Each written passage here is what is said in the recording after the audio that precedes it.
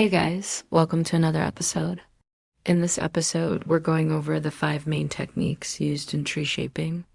This is really important for bonsai, but also just generally knowing about them can help you appreciate trees more when you see them out in nature. So let's jump into it. We'll start off with No. 1, which is called Nabari development. So what does Nabari mean? Well, Nabari is Japanese for the base of the tree. And developing it is all about enhancing the roots and the trunk at the base of the tree to make it appear more stable and mature than it actually is. You do this with a couple different techniques. The first is root pruning.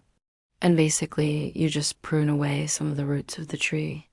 Now, keep in mind, most bonsai have been root pruned several times in their lifetime, so they're probably pretty used to it. But the idea is that by pruning those roots away, the tree will grow new roots. And if you prune it at a certain angle or direction, you can guide where those roots are going to go. For example, if you take a look at this juniper here, notice how all the roots are kind of going in the same direction. They're all going forward. And that gives the illusion that the tree is falling over.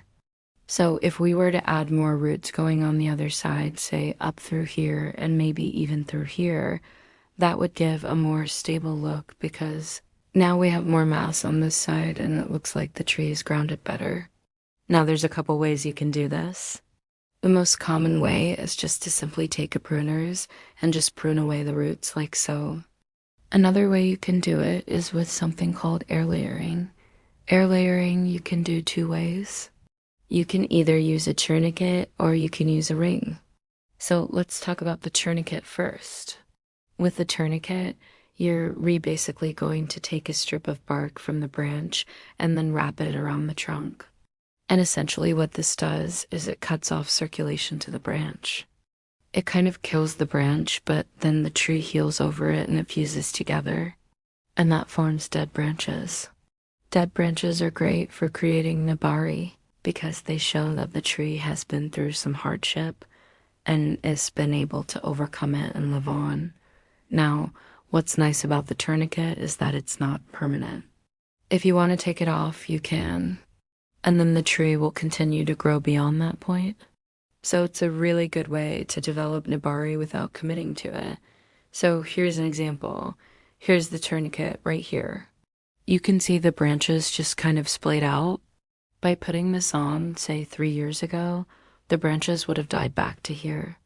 And now we have this really cool deadwood feature which adds to the overall aesthetic of the tree. Now, the ring method of air layering is very similar. With this, you just cut a circle around the trunk. Now, the difference between this and the tourniquet is that this is permanent. Once you cut the circle around the trunk, you cannot put that bark back on. So this should be used with caution. You want to be sure you want that feature before you do it. Also, it creates a clean, crisp line where the bark used to be. And that can be really nice if you want to highlight the trunk of your tree. Both of these methods are great for creating nabari. Which one you choose really depends on the look you're going for. The next technique is called jin. Jin is dead branches. As I was just talking about, you can create jin in several ways, but the idea is to create dead branches that stay attached to the tree. There's a couple reasons why you might want to add jin to your tree.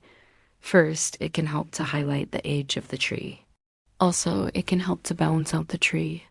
And finally, it can just add visual interest to the tree. Whatever the reason, jin is a great tool for bonsai. To create jin, you can use several different techniques. The most common is to simply bury the branch in soil. This will kill the branch and preserve it in place. Another way to create jin is to use a chemical such as potassium nitrate. Simply apply the chemical to the branch and it will kill it. Then you can shape the branch as you desire and preserve it using lime sulfur. Creating jin is a great way to enhance the visual appeal of your bonsai. When done correctly, it can create a look of age and wisdom. Next up is shari. Shari is much like jin. The difference is that with shari, you remove the bark from the trunk. So it exposes the wood underneath. This creates a look of age and can really make your tree stand out. Shari is created by first making a cut in the bark of the trunk. Then you pry the bark away from the trunk. Be careful not to damage the phloem, which is the green layer underneath the bark. Once you've removed the bark, you can shape the trunk as you desire. And then finally, you apply lime sulfur to preserve the trunk. Shari is a great way to enhance the visual appeal of your bonsai. When done correctly, it can create a look of age and wisdom. Next up is sabamiki. Sabamiki is a hollowed trunk. This is a very advanced technique and should only be attempted by experienced bonsai artists. To create sabamiki, you first need to make a cut in the trunk of the tree. Then you remove a section of the trunk. This will expose the inside of the trunk. Be very careful when doing this not to damage any of the vascular tissue. Once you've removed the section of the trunk, you can shape the inside of the trunk as you desire. And then finally, you apply lime sulfur to preserve the trunk. Sabamiki is a great way to enhance the visual appeal of your bonsai. When done correctly, it can create a look of age and wisdom. So those are the 5 main techniques used in tree shaping. In my opinion, they are extremely important in the art of bonsai. They allow you to create a look of age and maturity that would normally take decades or even centuries to achieve. These techniques can be used in combination with each other to create truly unique and beautiful bonsai. Now, I know this might seem like a lot of information to take in, but trust me, it's well worth it. I promise you, once you start understanding these concepts, you'll be able to appreciate trees so much more. And who knows, maybe you'll even start growing bonsai yourself. If you liked this video, please leave a like. If you love this video, please subscribe. And as always, thank you so much for watching.